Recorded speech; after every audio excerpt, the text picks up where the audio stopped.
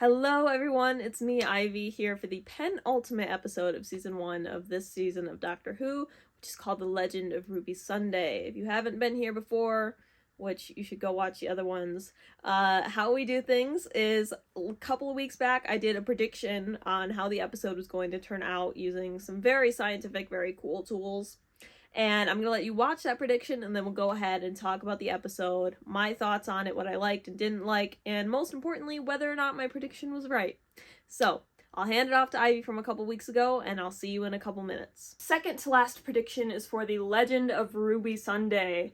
When I asked my random slips of wisdom paper if this episode was going to be good, it answered that there would be extremely divided opinions. I asked an expert to get a second opinion, and this expert, aka my cat Athena, who was a bit of a negative Nancy, said that no, the episode would not be all that good. Card, however, was the Page of Wands, which some things associated with this card are feeling adventurous, spirited, having fresh ideas, feeling fearless, and experiencing new ventures. My prediction is that opinions on the episode are going to be mixed, and I'm going to have a hard time with it because it's going to set so many things up and it's going to have so many ideas that are really cool and really interesting. But we are either going to A, have to wait to season 2 to see a lot of these things pay off, which is going to sour, the episode's vibe while we wait for that to happen, or B, it's going to be paid off in the finale and it's not going to be well. And again, because the episode is just set up, it's going to be in that weird limbo where it gets you all really excited and you think highly of the episode, but then you kind of have to wait to see the results to form a full opinion. I'll be honest, the episode to me had a really rough start. A really, really rough start. It felt very, quick and just odd. It felt like there was some sort of lead-in that we missed, because it very much just, starts off by throwing it in your face. The big two secrets, Ruby's biological mother and then Susan Triad, and it was just whoa. It felt very much to me like when you go to work and there's a 9 a.m. meeting, you just get to work and the boss is okay, everyone, I know you haven't had your coffee, but here's the 2 big plot lines. We gotta resolve this episode. Let's go. And it's jeez. So I thought it got off to a rough start, and that made me very, very nervous. Thankfully, it didn't carry throughout the episode, but that start was pretty rough for me. I quite liked Unit in this episode. I will say, what is going on with the child labor? Because Rose was there, and I believe Rose is 15 or 16, and then Morris is 13, so what is going on? What is going on? I know that Rose's mom is involved and Morris is a super genius, but I don't know if they should be there. How did they become so involved and so essential in a military organization that they wouldn't leave the room when the danger arrives? It's not that big of a deal. It is just one of those things where you're what are they doing here? What is going on? I also thought it was quite a shame that Shirley wasn't there as scientific advisor. I really, really like her. And, there could be a whole slew of reasons behind the scenes and story-wise why she wasn't there, but I did think it was a shame. Especially because one of the things I like about this era is we're sort of getting this cemented, cemented Unit cast. I know we had Osgood before, and then I forget her name, but the character that Jai Griffiths played, but we do, we're getting reoccurring Unit characters, and I really do like that. I think it kind of helps warm the audience up to Unit a little bit and build a connection there, so I do like that. And I'm hoping we see Shirley in the future. I didn't mind Morris, but yeah, I just thought it was a shame that she wasn't there. One of the big major things of this episode was, of course, the Susan Triad fake out. Now, I knew she wasn't going to be Susan because it felt too obvious. The actor's name is Susan Twist. There's, all the mentions of Susan throughout the season. But it was teetering so much. It was on this ledge, okay, of this is way too obvious. They're not going to do it. They're toying with us by making it super obvious. But it was teetering on the edge of well, maybe they want us to think it's too obvious so that we think it's not gonna be her, but then it really is gonna be her. And yeah. I've just been flip-flopping on it. I really did. I liked the stuff we got with Susan Triad, though. I think it was really interesting. One of the scenes that really got me, like, tense and hyped was when the doctor first meets her in person and mentions the dreams, you know, all of her other selves displaced throughout time, and just the shock on her face of realizing the doctor knows, and, like, that might mean something. And then you kind of get this vibe when you see her terror. It hits you that, like, okay, she's definitely not the big bad. She's definitely, like, not a red herring exactly, but she's definitely under the control or the wing of something that's a lot worse. And I loved that scene. One thing I liked, Kate Stewart mentioned the chrysalis theory, the theory, you know, a caterpillar doesn't know it's a butterfly. I thought that was a really good bit of setup there for the Susan Triad stuff, because in a sense she is that caterpillar. She doesn't know that she's bringing the gift of death. She doesn't know that she's one of Sutek's, like, minions, per se. She's just sort of in hiding and waiting to change into that beautiful butterfly that we saw at the end of the episode. But I just thought the Susan stuff was done really well. I will say, very common name, so I don't know, but, like, the doctor being sort of lured in by the idea that, oh, it could be her because of the TARDIS anagram and stuff, context clues surrounding it.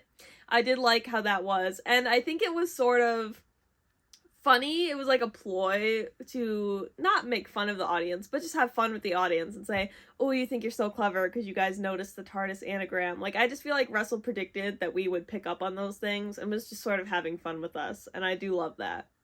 My favorite part of the episode was the time window sequence. I loved that so much. One of the main things I loved about it was the effect of it sort of booting up and sending them back to 2004. Just the colors. It was really pretty, number one, but it also really reminded me of a classic Doctor Who intro, the Fourth Doctor specifically. I thought it was so gorgeous and well done, and I really liked how the scenery around them was still toned to be like a VHS, and there were the VHS flickering effects. I thought it was really well done, and in general, the scene was also very beautiful. Like I said, in my last video, one of my favorite things Russell T Davies does is interpersonal relationships and, you know, family and things like that. So kind of slowing things down to get that scene with the Doctor and Ruby, number one, but also with Carla there as well. I thought there was a lot of beauty in that. I did start to tear up a lot when Carla was sort of reassuring Ruby's biological mother. Even though she couldn't hear her, she was reassuring her, saying, you know, I took Ruby in, I took care of her, she's okay. Like, I just thought that was really touching. And then when Ruby's biological mother walks away, you can really feel and see that sadness and that loss of yet another chance to get to know who it is. It just reverberates throughout the entire room, and every character sort of understands how much of a hit that is. And I loved the emotions and the beauty of that scene. And I don't know, I'll talk about this in a bit, never mind.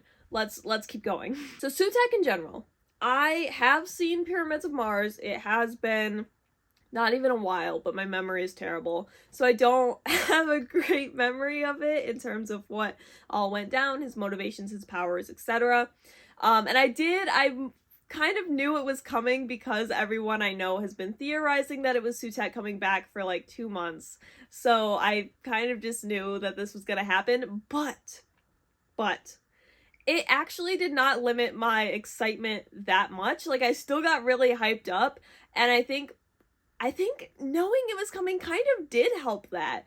Because, again, I don't know Sutekh super well, so I think I would have sort of just been like, oh yeah, he was in a classic episode, that's cool, they're doing a callback.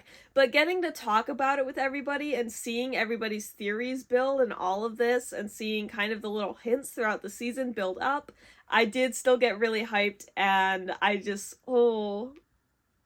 yeah, it was so cool. The design I really like. I think the design really leans into that supernatural, godlike appearance. Big fan of that. The idea that Sutekh has just been hijacking and sort of hitching a ride on the TARDIS this whole time. I'm assuming since Wild Blue Yonder is when he sort of started freeloading.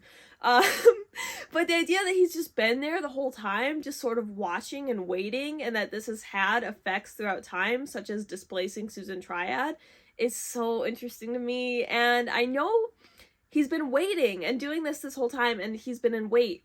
And I want to know, like, what for? Because he is supposed to be super powerful, is my understanding. So I'm just wondering, like, what he was waiting for. Like, what had to be right and had to be put in place. And we might see in the finale, we might not. But I'm just wondering, what has he been waiting for? I'm really hoping this all plays out super well in the finale. And I'm really intrigued to see, like, what happens. Brain is so fried. I'm so sorry, but I'm really excited to see what Sutekh brings to the table and what happens in this finale, and just the tension and the build up in the episode. Yeah, I got really hyped by the end. Oh, the thing is, the majority of this episode is set up. Like, that's the main thing of the episode. And I did rewatch it. I rewatch every episode before I do my reviews. And I will say it didn't hold up as well on the second watch because all of it is set up. So a lot of that tension and a lot of that setup sort of kind of, well, obviously it's going to be less effective on rewatch because you know what's coming. It's a little hard for me to give a super solid review on this. And that's usually why I tend to focus on individual things I liked, because when it all comes down to that finale, how things pay off in the end, I think that can really have a strong reverberation back on everything that came before it. And so I am kind of having to wait to see Empire of Death to, I don't know. I think this episode sets up a lot of very interesting, very exciting things, and I think it also does a good job of sort of clearing up any misdirections that it gave you before, while also setting up a little bit more for the finale. Like, there's just a lot of interesting work and a lot of interesting things going on that I did enjoy. I felt very attentive and attached and tense throughout the whole episode, but again, I'm gonna have to wait and see what happens. In terms of my prediction, I think it was pretty good. I don't think we were on as strong of a track as last week, but hello, Kevin. Would you like to tell the audience what you thought of the episode? What did you think?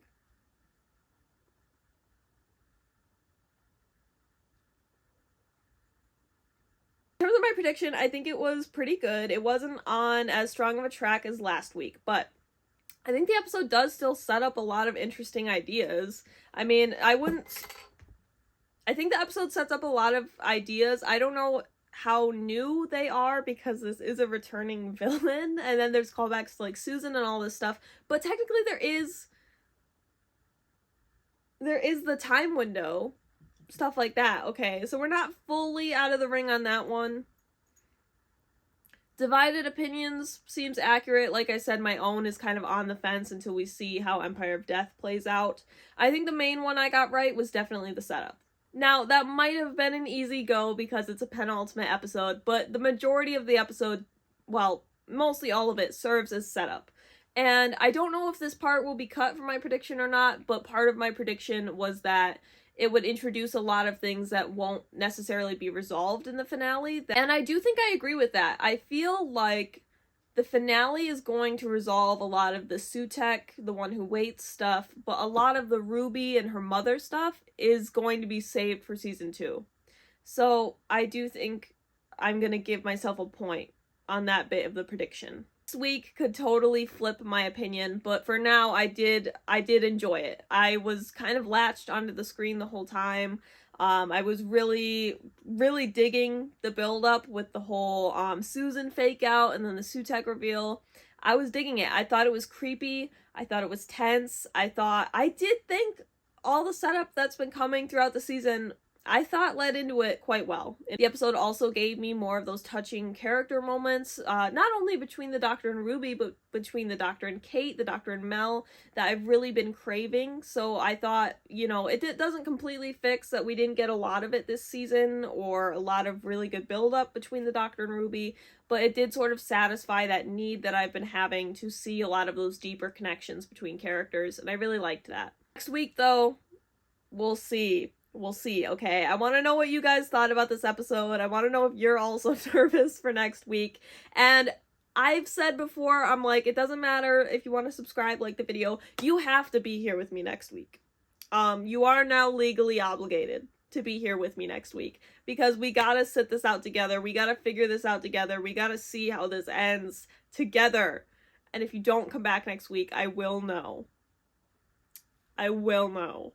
But anyway, I hope you're staying safe, happy, and healthy. I hope you're having a great day, night, whatever time it is for you. And most importantly, keep your fingers crossed for next week. Bye!